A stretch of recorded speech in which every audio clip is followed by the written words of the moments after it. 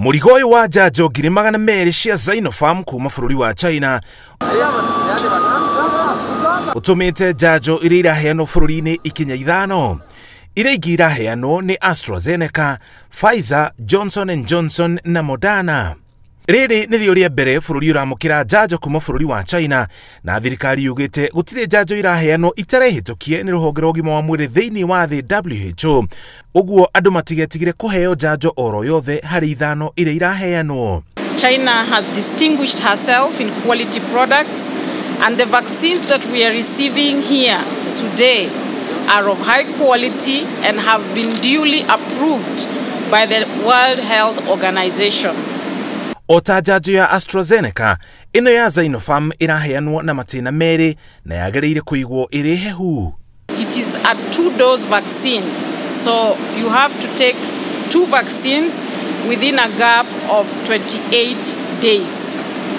Secondly, its storage conditions are between 2 to 8 degrees, and this fits very, very well with the current cold chain storage capacity that we have in our country. Ministry ya ũgima wa mwĩrĩ nĩ ĩtabanĩtie gĩthomo kũrĩ maabitha a ũgima wa mwĩrĩ arĩa maraheana njanjo ici. Makĩria ya ũguo, ministry nĩ yũrĩtie mũingĩ ndũkarĩhĩre njanjo oro yothe tondũ gũtirĩ ĩrarĩhio na mũndũ waheo njanjo agatigĩrĩra nĩ yandĩkithia aheo njanjo ĩyo. Yesterday, the ambassador, the representative of the US government just mentioned to me that they are losing an average of 3,600 people per day. That is a lot of people. And it is also partly because of the issue of hesitancy to take the vaccine. So I urge all Kenyans, these vaccines are safe. Don't hesitate to take them. They will protect you from severe illness, and they will also protect you from death. Itanya rĩa thirikari nĩ kũhe andũ othe agima njanjo gũkinya mwaka tũrorete nĩguo bũrũri ũhingũrwo gũtarĩ na ũgwati wa andũ gũtorio nĩ COVID-19.